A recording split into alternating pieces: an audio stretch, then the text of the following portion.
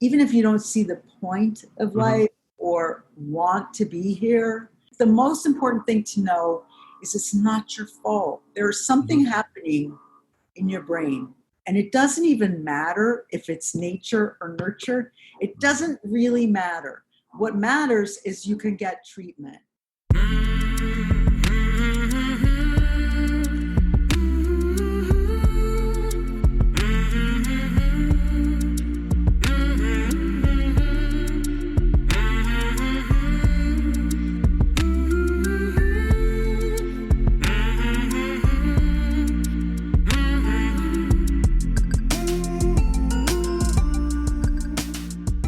Hey there, my name is Sean and this is Suicide Noted. On this podcast, I talk with suicide attempt survivors so that we can hear their stories. Every year around the world, millions of people try to take their own lives and we almost never talk about it. And when we do talk about it, most of us aren't very good at it. And that includes me. So one of my goals with this podcast is to have more conversations with attempt survivors, and I hope better conversations. I'm certainly going to try.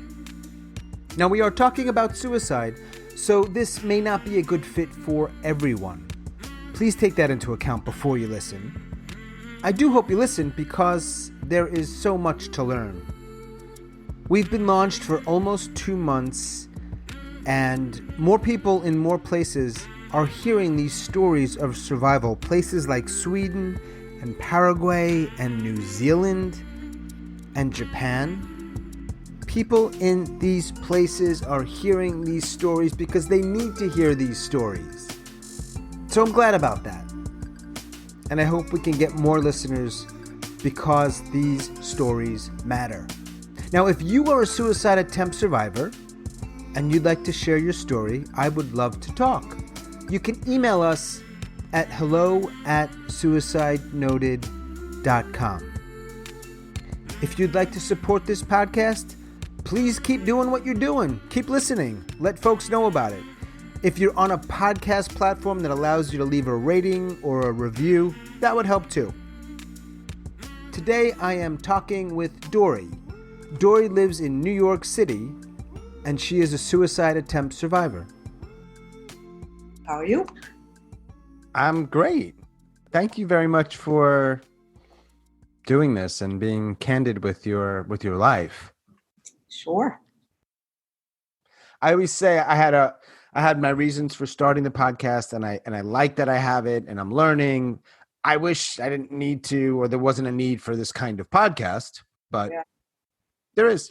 One of the questions that I like to ask people who join me here is that there are a lot of people that try to end their lives, and that most of them are not comfortable talking about it. Certainly not publicly, maybe with a friend or a therapist, understandable.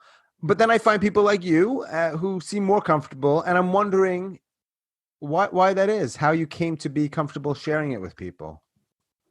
I wish that when I was a kid, I heard people talking about it because I felt like a freak. And I used to make a joke that, there must be a suicide gene in my family. But you know what? If one person in a family commits suicide, it is more likely that other people in the family will commit suicide. And there were some, self-destruction, some drug addiction, and one. My uncle shot himself in the heart.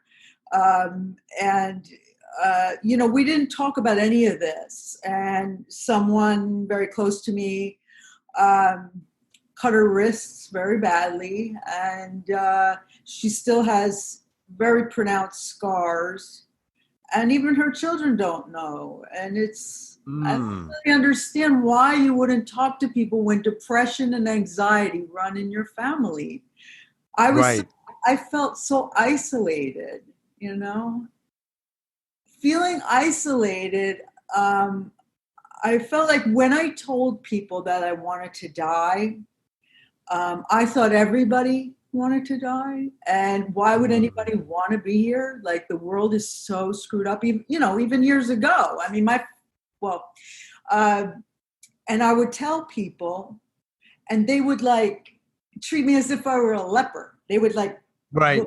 look panicked and get away from. Yeah. And so I learned very quickly not to talk about it. And it made me feel like a freak because nobody else was talking about it either. And I really would wish my family had been able to. Now, my parents loved me very much, but we were a great fit. I think I was intense, wouldn't have been the easiest to raise, but that's what it was. How do you think that talking would have helped you? I felt so isolated. I really felt like a freak of nature, I mean, my first suicide, like I say attempt, but I was 5. And my mother had lost her temper with me, and I felt it was, unfair. It was like suddenly. And I decided, that's it. I'm going to kill myself. And I was 5. And I went and I remember it very vividly. I went into the dining room. We had these tall chairs that had wicker seats and wood backs. The wood was painted black. I checked this with family members, and it's true. Yeah. And I pulled it over to the mantle. And I knew that my father's Nazi dagger was up there. My father was an army captain in World War II. We're Jewish.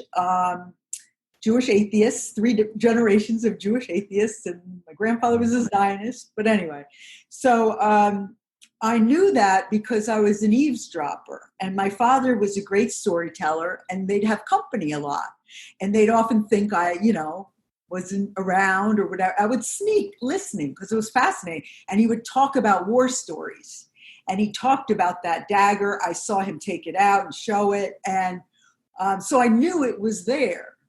And then when I went to open it, my little hand, like I had to reach up and get it, and my little hands couldn't open the snap. It was like there was a sheath with a snap, and I couldn't get it open, and I was so mad, and I tried, and then I stomped off to my bed and probably took a nap. When my father died in 2009, very suddenly, he was 2 months shy of 89. We went through his things, and we found the Nazi dagger. And I out of curiosity as an adult, this was 2009, I tried to open it, and I couldn't open it. It really could never get that thing open. No, it really was tough. Yeah. So it wasn't meant to be open, at least not by you. And it looks exactly like I remember. You don't hear, I think, very often children of that age trying. No. That is really interesting, that's the word. It is interesting. For some, they might not use that word, but it is to me. Like, wow, okay. I know. That's how I know that there's something wrong with my brain chemistry. I'm also I'm an artistic type, overly sensitive, I suppose. Sure. Oh, not overly. I mean, I was told I was too sensitive when I was annoying. You stop it, you're too sensitive. Or people would joke in a mean way, not necessarily my family, anyone would joke and hurt my feelings. And they say, I was just kidding. But when it's not kidding. Something you said that I wanted to ask about is that when you would tell people, I assume this was as you got older, however it came about in the conversation, the way they would respond to you typically, in that it sounded like to me a very clear message of, let us not talk about this. It was like, well, I don't know if I was interpreting it wrong, but it always felt like I was a freak. Like they were really like as if I had just said I had leprosy and I'm highly contagious. People would just be like, what is wrong with you? What did you want for them to say? Me too. I think about it all the time. I had many years drinking and drugging. I had story after story. I was really depraved. And at one point, I got into AA and I found an AA sponsor, and she never told me what to do. because I'm very rebellious, so luckily, but I think she was too. So she just said, this is my experience. This is what I think. Would you like to know my opinion? And it was easy not to rebel. And so I listened to her. And one day she said, look, I've never told you to do anything you didn't want to do. And she said, but you have to play sober softball. The only friends you have are drug dealers and drinking partners. Your whole life has been getting high with people. So I want you to meet fun people. So I said, I don't know softball. I don't know sports. She said, I'll go with you. So we joined, and the group would go out for breakfast after. We'd go in the early morning to the East River, chip in $5 for the whole season, play softball with sober people, and then go out to eat and make friends. And there was this big, muscular, tough-looking guy who turned out to be a teddy bear, very sweet, but, he was big, and I'm 5'2". So he said, how are you? And I said, how am I? I want to kill myself. How are you? He said, oh, yeah, me too. Could you pass the salt? And I was just like, I found my people. Found your tribe. Yeah, I found my tribe. Yeah. He and I became good friends. Yeah, he helped me a lot. Well, that's awesome. I used to play some ball in Central Park, softball. Not sober softball, but softball. You had shared with me about your 5-year-old self and trying to snag that dagger. So I'm curious, as move through time, how many times have you tried? In one sense, I was doing like a Leaving Las Vegas kind of thing where I just, I just kept going. But there were distinct attempts. So I'd say about 5. So, including that little 5-year-old attempt, it's just odd. I couldn't do it. I don't know if I had gotten the dagger free. Would I have been able to? I doubt it. I was probably not. Yeah. But just that I had that determination, like, I'm going to do this because I'm out of here. It's not normal. Yeah. Here was my survival instinct that you're born with. I just wanted to die, And then you felt similarly for the other ones, or did they look and feel different?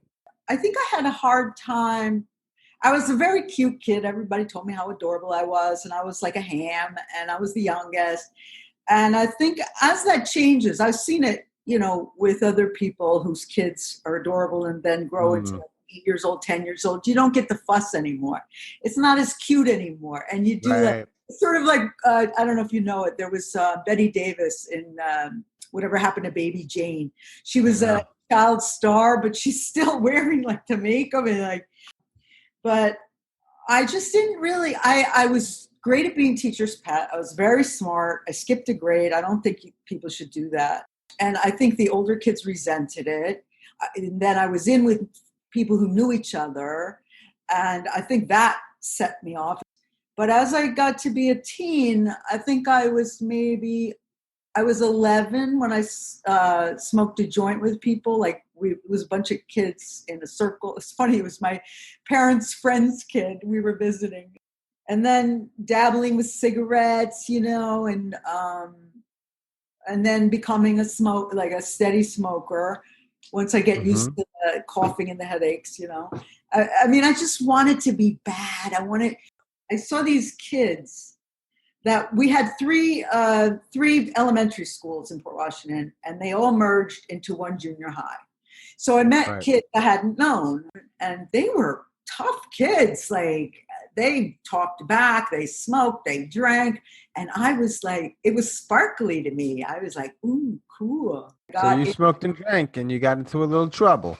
Exactly. And one of the times I stepped on the third rail because I heard you would die instantly. And nothing happened. So I stepped on it again because I wanted to die instantly. The train worker said, hey, kid, what are you crazy? Get away from there. Get out of here, kid. And so I know it, he said, you could get yourself killed. And I'm thinking, well, why didn't I? There was almost jumping in front of a train. And I wanted to do it. I was hesitating, wanting to do it. And kids were high. And somebody saw me. Did I make sure he saw me? I don't know. But he was one of the guys who had, I got gang raped at 13 from these tough kids that I thought were so cool. And one of them I thought was my friend. And I wrote an essay about that for the New York Times. It got published. This is before Me Too. 2012, January. So Bill Cosby scandal was 2014, just to give you some, a time thing. So January 2012, it got published. He was one of the guys. So who knows? I can't say that particular time. I can't say for sure that, because I was hesitating. I wanted to, but I was scared. And he saw me. So I don't know. I don't have any memory of trying to get his attention. But he's the one who knocked me onto the ground. Like, what are you, nuts? And that's what are you, nuts? But the others were very intentional. When I was 17, I'd been in a terrible car accident. 3 people died. I almost died. My boyfriend at the time lost his hearing in his one ear, and his face was kind of paralyzed, but not permanently. But the hearing loss was permanent. Yeah, it was traumatic. I've been through a lot of traumas. 3 big ones.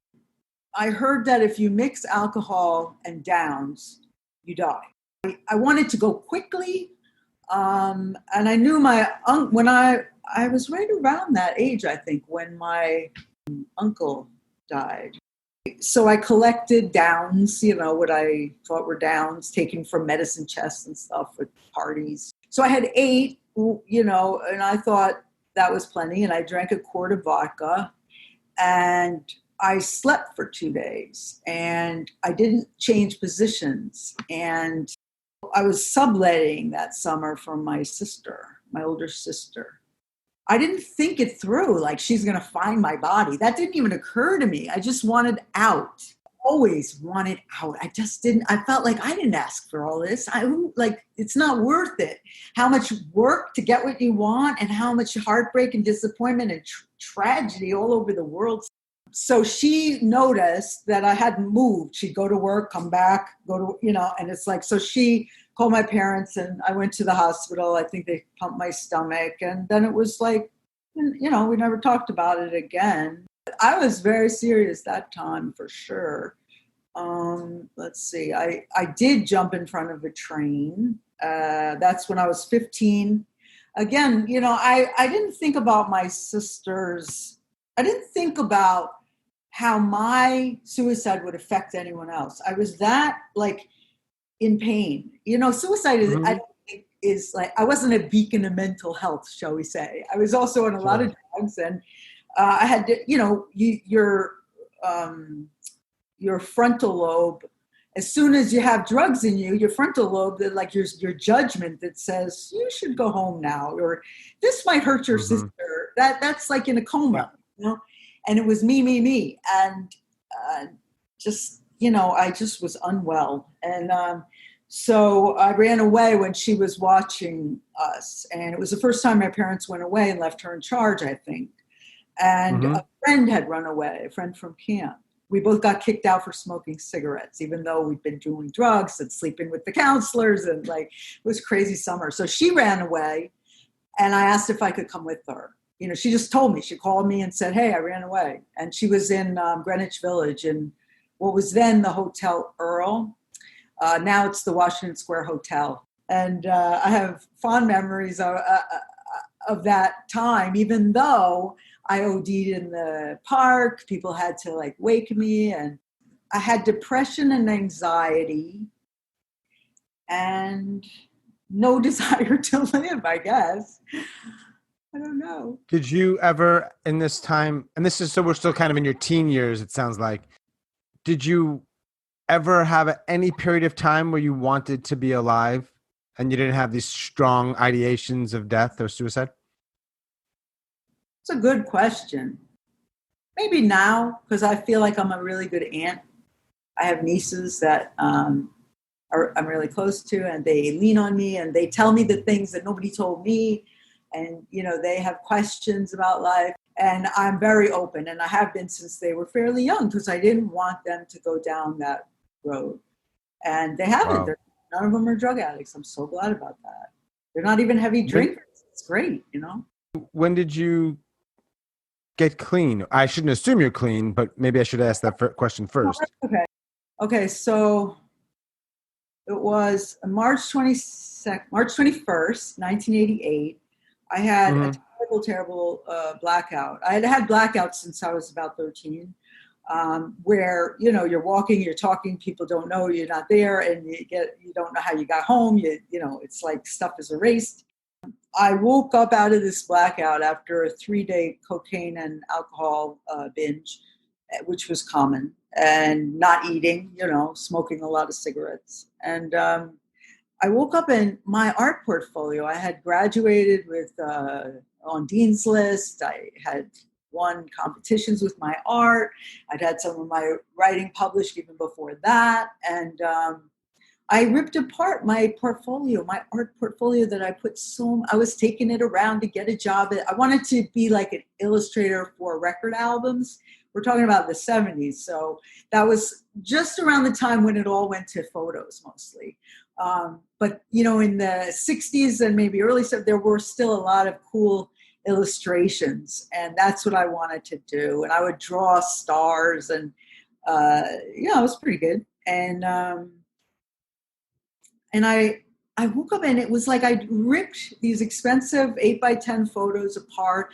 I gouged, like it, I mean, I probably held it like a pen, but it looked like I had gouged these song lyrics into, you know, indented in like with rage or something. And it was all Led Zeppelin and Jimi Hendrix lyrics like I Don't Live Today, Dazed and Confused. You know, it was like really weird. And my cousin, my first cousin, she had always said, you're lucky, you know, you can handle drugs and alcohol, but you know, it gets progressive. And if you ever need help, I'm the one to call.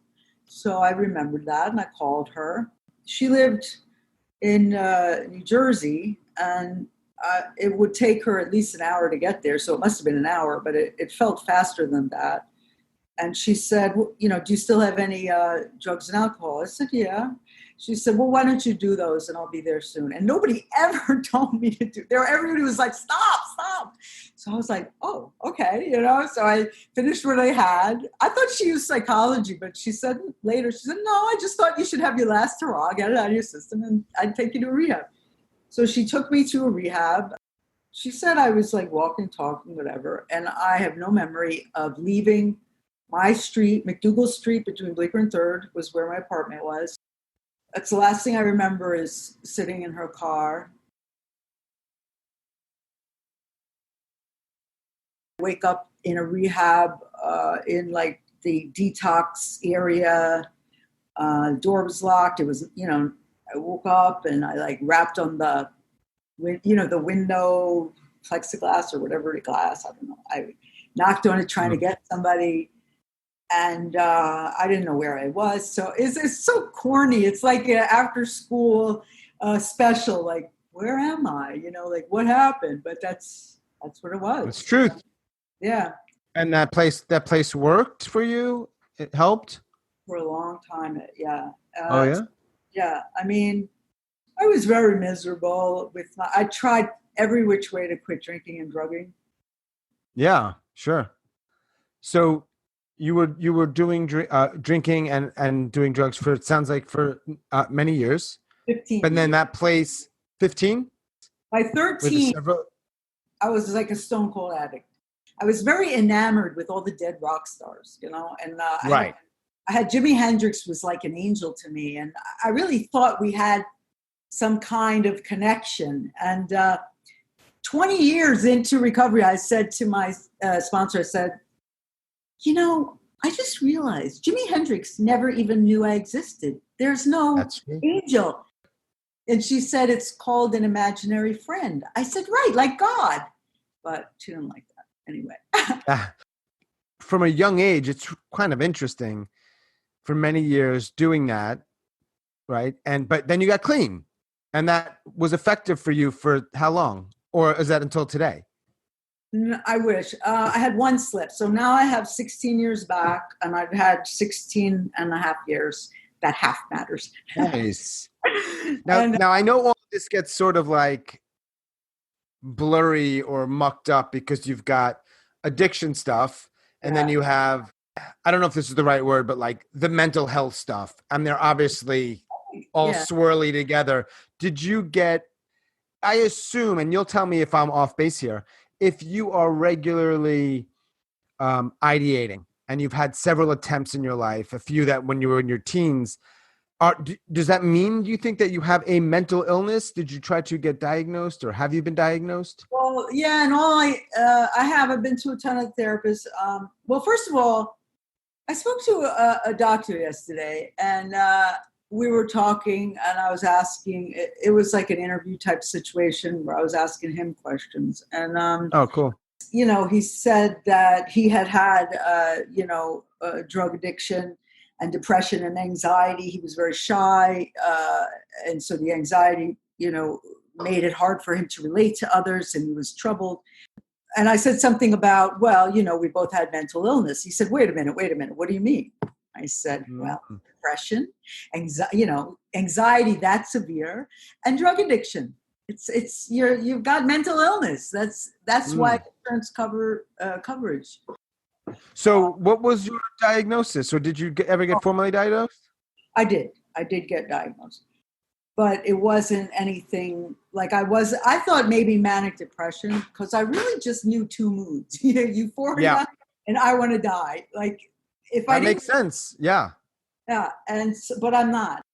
I learned about how the cycles work with bipolar, and where you can't sleep. I've never had Mm-hmm. any trouble sleeping, and so it's not that. The only diagnosis I ever got was a mood disorder. That's it. Mm-hmm. A general mood disorder. Right. You sort of fall between the cracks in some ways. You've got some of this, but not that. Some of that, but not this. So you're not quite this, but maybe this, or right. So we get that. And I've gotten that too, right? They can't place me. So I get, maybe it's a mood disorder. Maybe it's personality disorder. When I some anxiety, I'm like, what the fuck do I have? And how Yeah. do you treat me? Give me some help. I have not ever tried to attempt my life. I've ideated, and I don't mean to compare, but it doesn't seem like the sort of depth or breadth of your ideation. It seems like it's been a massive part of your life. It still happens. When Trump was elected, Oh, wow. I just thought, oh my God. I have a dog, and I had a dog before him, and I have nieces, and my mother's still alive, and I have enough adulthood, I guess, that I know what it does to people, because I've seen people who, family. I've been to funeral services. You see what it does to the kids in the family, Yeah. and the siblings, the parents. It's just awful. And in my family, there was a lot. I had one uncle who was a really talented painter.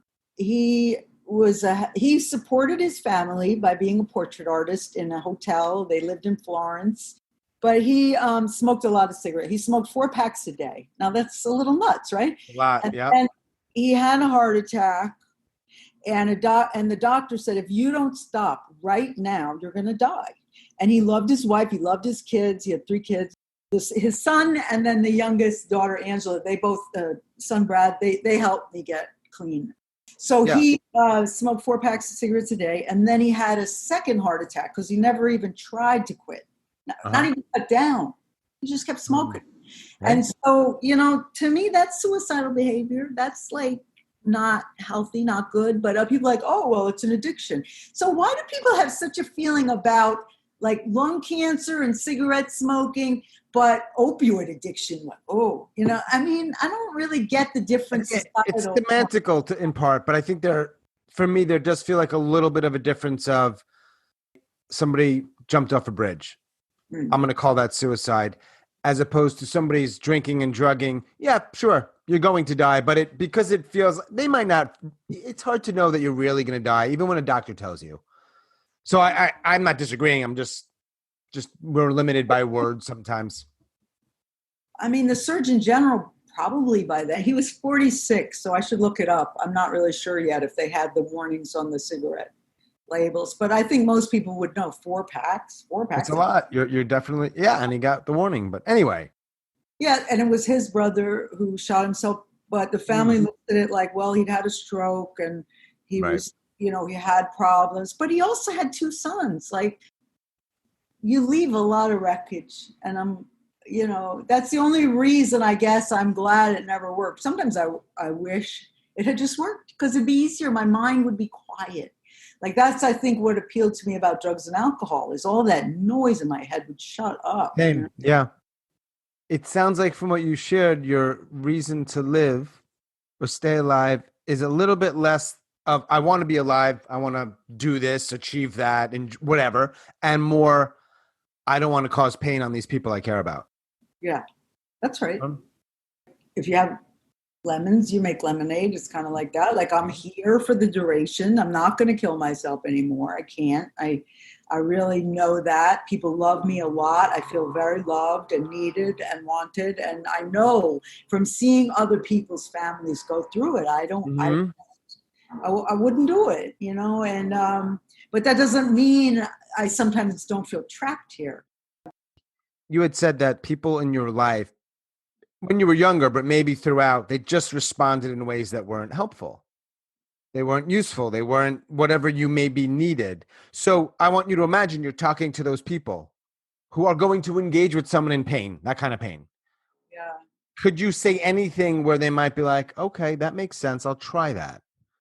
Well, now there's like the internet, and there's, Live Through This, which is great. Yeah.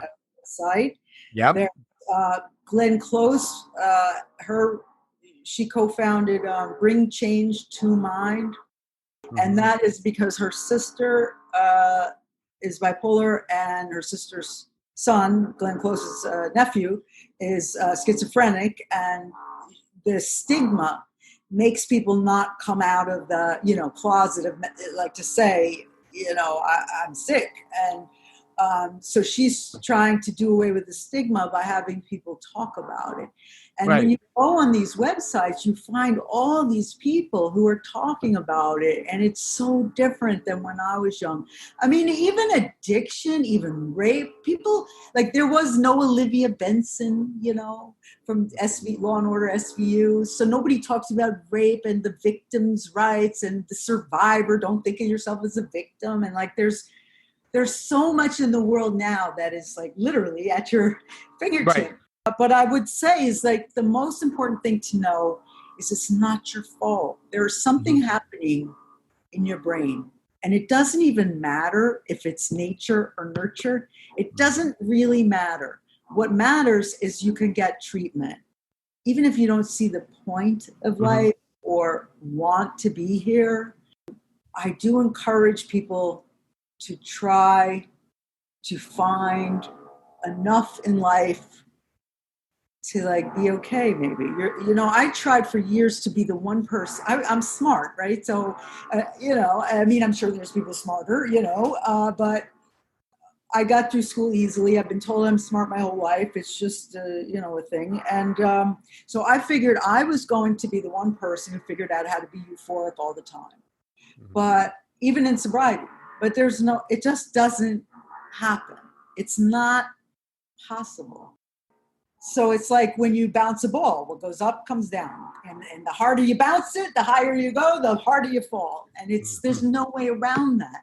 Right. And when I was a kid, I thought I had a lot of an internal life where I felt smarter than everybody, kind of because I was skipped, and that, and people would call me smarty pants and stuff, and I got easy A's. So it gave me delusions of grandeur, and alcohol and drugs can do that to people anyway. So that didn't help. Yeah. But I really thought I was going to figure out how to be euphoric all the time. And I thought that I was smarter than adults, so I didn't take advice. They didn't understand. Nobody understood me. I was like special. And so the best thing that's happened to me is letting people in, talking like I'm doing now, tell people what goes on. And even if your head's like nutty, like mine, you can still have tons of friends, a lot of love, repair your family relationships. There's a lot, and you can actually have some fun. I still, when things don't go well, when things don't go my way, like, heartbreak, when my dog died, my previous dog, I that's the first place I go. Is like, I'm out of here. And I start thinking like, okay, I start thinking of all the methods. It's an ideology. I mean, is that what you mean when you say suicidal? Yeah. When I say ideation, right, I don't know if I have the exact definition correct. Thinking about it a lot, maybe planning, it's there. And like you said, sometimes it is that way for me. Sometimes, like, I've always got that as an option. Yeah. I'm out. Now, I've never followed through with it, but there must be some little mechanism in my brain like, hey, I'm over here. You don't have to be in pain. So. Yeah, it's an escape. And, that's why I think a lot of people with depression, they medicate themselves, anxiety and depression, because when you drink and drug, it's like a light, you just flip the switch, change the channel, and your mind becomes more fun. Yeah, I say that to people all the time. I still, to this day, I don't think I'm an alcoholic. I drink. I don't drink a lot, but I think I'm like borderline. So I was out last night with a couple of friends, and it's a dance class I go to, which is great. And I'm friends with a few people there. We go out. I don't want to drink. I want to have a very productive day the next day, right? And I just don't want to drink. I don't want to spend money on it. I don't want to drink. I don't want to have to drink. But I'm sitting there, and I know if I'd probably get like a double vodka and soda with a little lime. I just know I'd feel better in that moment, right? It just chemically, and I end up doing it, whatever. It's not the end of the world. But I remember talking to the guy across from me who's at my teacher, and I said, man, I don't know how to explain this, but I just feel so much better when I have a drink. I just do. And I'm like, so I don't beat myself up for it. And I didn't chase it.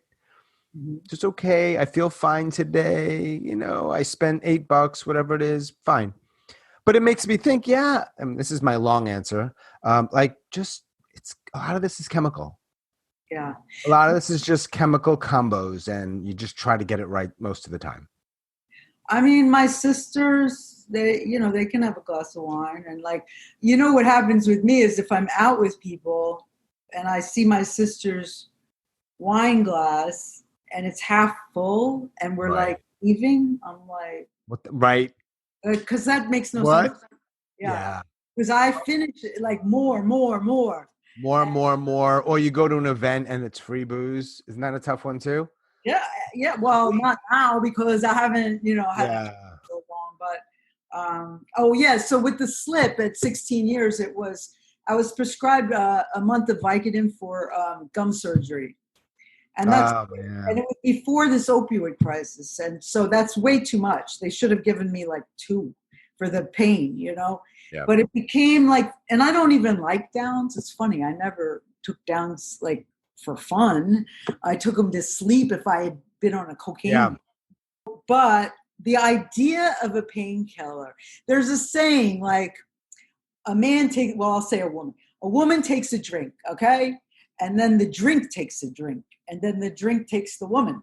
Because it's like a chemistry thing where your frontal lobe you're not in charge anymore. It's a chemical reaction that some people have to alcohol and drugs and others don't. So some people, most people who have a drink at the end of the day, it's to relax, it's to feel mellow, to have, drinks with friends at dinner, a couple of drinks. But I don't think they're obsessed with alcohol. And when can they have the next one? And I don't think their life becomes spiraling out of control where they can't hold down jobs. Their relationships blow up. They alienate friends. Like I had friends that didn't believe I was in a blackout, and I would change personalities and they'd be really angry and they wouldn't believe me that I didn't remember, and I would beg them to tell me what I'd done so I could apologize. And so you lose friends when you're a drunk, Yeah That was a really helpful answer what you said. So there's opportunities for people now than more than they used to be, to sort of seek resources, seek people who are going through the same thing. I'm always also curious. So there's people out there who, like parents or spouses or friends or maybe a coworker, whoever, and they in these conversations we have with people, like the one that you had mentioned when you were younger, but presumably for most of your life, of you're sharing with someone your pain. Maybe the word suicide comes up, maybe it doesn't, and a lot of people just say stupid shit or just not helpful. And I'm wondering, in your experience, what do you want people to say if they're in a position to be helpful or be supportive? Like, what's the things that people say that maybe they don't realize it are making things worse? People say, oh, come on, you're being dramatic, or you're just bored, go do something fun, or get over it, relax. I hate when people tell me relax. If I could relax, I would relax, Sure. saying relax, it's like, just say no to drugs. It doesn't Right. work. If it worked, that'd be great, but it doesn't work. And so the best thing is like what they call mirroring. It's when the child says something, and then the parent and now therapist will mirror it back. They'll say, I hear you're having a hard time. I Mm-hmm. hear you're thinking about death, or you are considering suicide. Do you know that you can walk into any hospital anytime and tell them, and you will be attended to. They're trained, and you can reach out to therapists. Right now with COVID, there's a lot of relapses in the alcohol and drug Sure. trade, and people with any kind of addiction. And there's a lot of like spousal abuse, because people are, they're just holed up in these small apartments, and they're driving each other crazy, and Yep.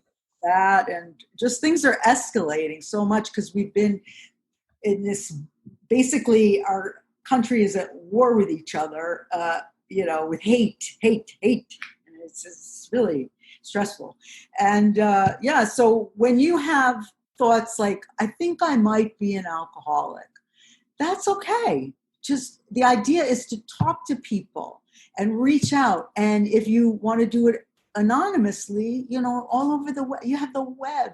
And you can also Yeah. tell people what you need. Like, I have one friend who I kind of trained her to tell me if my feedback is not helpful. And she'll say, yeah, because it's only making me feel more different. That's great. I've said, how can I help? I learned that. How can I help? Is there anything I can do? I love you and I want to help. And that way you're saying, I hear you. I understand this is serious. I, Mm-hmm. I I don't know what to do, but I want to do whatever you would like a friend to help you with. And, and I think that's the best way, is to take the person seriously, to look them in their eyes, and to repeat back what they said. Like, you could say, am I understanding that you're sad because of a breakup, or you're depressed where you can't get out of bed? Mm. Or are you thinking about suicide? Like, for me, I would be, especially after breakups, that was always the worst trigger. I would be in like my old dentist's office that was in the Chrysler building, and it was very high up, and I would look out the window and I would want to jump. And with subways, I'd want, and I did once, but that's another long story. It'll be in my memoir one day. And I didn't tell people because it was like embarrassing, Yeah. and I was so used to that look from other people, and people would actually say, what is wrong with you? Sure. Life is a gift, especially religious people. Life is a gift, you know, that's going against God. And I'm an atheist, so that was no help. Yeah. Well, there are very few things that there's a few, but suicide is right up there with the stuff that people really push. They're just no. Not Yeah. there are very few things, if any, where people just say that's not okay. You are whatever. How could you even think that? And it's like, I don't know. I've always thought it. I don't know. And that didn't help me, because Sure. it was there. And I was trying to connect, but Well, so I'm sure some of those people weren't actually trying to be helpful. I'm maybe. always more interested in helping people better understand how to be helpful if you are wanting to help. A lot of people aren't. They're just going to say a nasty comment. Those, I'm not the person to ever engage with them because I don't know how to get it. But I think it's interesting or kind of sad when people who really do care about people in their life and they're trying, but it's not helping. And again, I think we can all agree we're not necessarily asking for the fix or anything. Just what are the things that you can do that might be helpful or useful with the understanding that you might not be the person that helps them find the perfect doctor or find the miracle drug or have this epiphany, just listening or the things that you just said. There are people in my family who have said, like, why do you tell everybody everything? Like, God, And I didn't really know, but I just didn't see why. Like, my feeling was like, why are you so secretive? How does that help everybody? And how do you get intimate with anybody if you're not telling them everything? Like, how do you really have a friend you could trust if you're not telling them what you think about? There's that. And then I heard many, as an adult, many, many years later, after people would say that to me when I was younger, I heard a pain shared is halved and a joy shared is doubled. So I really believe that. I think that my natural instinct to tell people things, I think it's because it's like an interaction. Somebody, it's a connection. It's a way to connect. Like, this is what I'm thinking. And then you find friends that go, oh, I think that way too. Like Scott at my at those sober softball breakfasts where he goes, oh yeah, me too. Pass the salt. Like no reaction to my suicidal tendencies. It was great. It was amazing. What is a myth that you would like to dispel around suicide or anything related to suicide? That you're bad. You're not a bad person. You're not a bad person if you're self-destructive. You have a mental illness. You have mental challenges. If you don't want to say mental illness, then don't. Just say you're mentally a little unhealthy, maybe.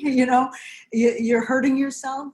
That you could find a more fulfilling life, but you're not bad. It's not on purpose. People don't understand that they watch from the outside as an alcoholic or drug addict destroys themselves and destroys everyone around them. And suicides too, like you see what happens to their kids. But when somebody is in it, when they're in that kind of state, they think that everybody will be better off without them. They feel like a drain. They feel like they don't belong. They feel like they're different. And it's not, you're bad. It's not a moral issue. And I wish everybody would take that away.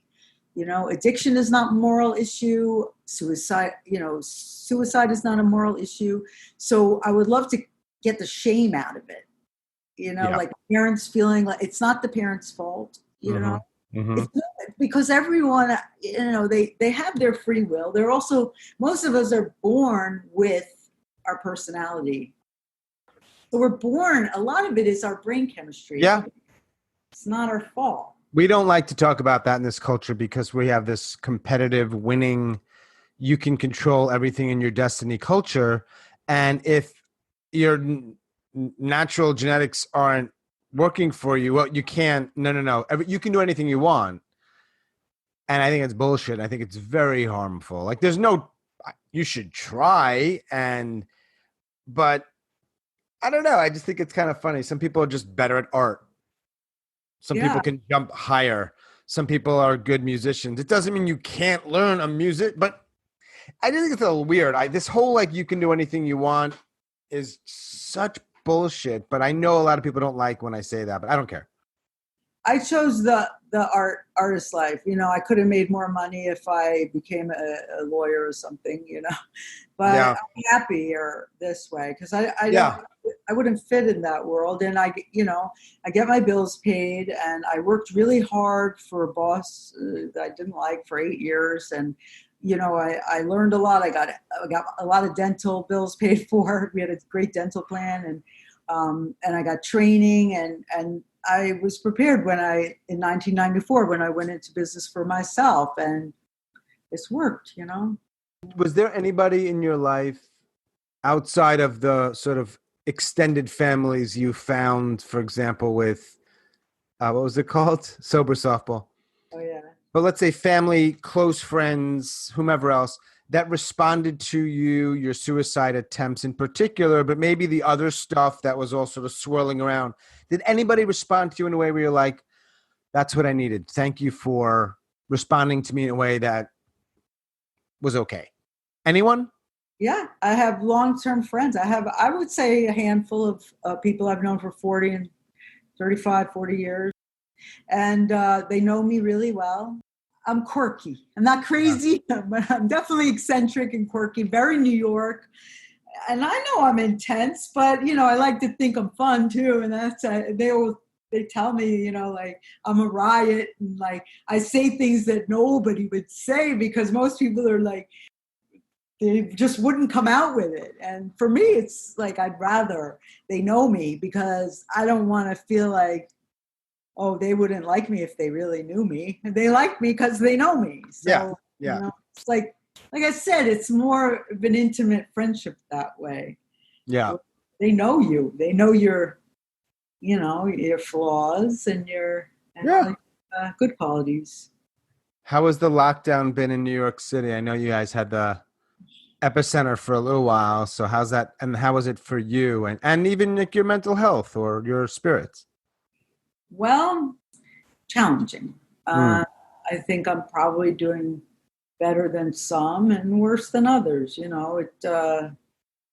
My friends and I will hug. So, say, hey, how you doing? And you get a big hug. So, we can't hug. So a couple of friends and I have started to stay 6 feet apart with the masks on and meet outside and take a walk. And it's hard to hear, when you're 6 feet apart, and it's weird, but it's better than not seeing them. And, we go like hug, because normally you would hug, and that, right. I think I know if I didn't have a dog, I would be suicidal.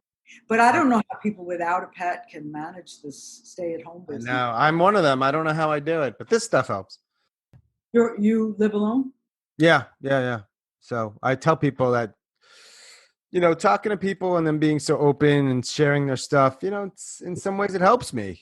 There's some common ground, and that you're not alone in dealing with stuff. And, you can hear. So if someone were to say to me, well, you're not the only person. I'm like, I know. But when someone actually, whether it's Zoom or in real physical life, shares stuff, it feels different. You're like, okay, that's a little bit more. And okay. Yeah. So. Well, it's helpful to meet with my friends on Zoom too. Yeah. I have like writer friends, and we get together and read each other what we're writing. And it's just so great to have that routine so that we don't have to stop seeing each other because we're really close. So there's Anything else? This has been a lot, and it's great. And I'm sure people that hear it will learn, or I don't know, hopefully just. I always try to be helpful. I talk to classes. Going to colleges, and I'd like to find some junior high schools and maybe even elementary schools, to speak to like sixth graders maybe. Super young might be hard. I don't know how it works. Maybe they're doing that. Middle school, I would imagine, is probably a great age for that, to really get in for some a little before it really gets out of hand. It's all good. We're all doing it for the right reasons, I hope. It was great talking. All right, Dorri, have a great day and stay safe. Bye.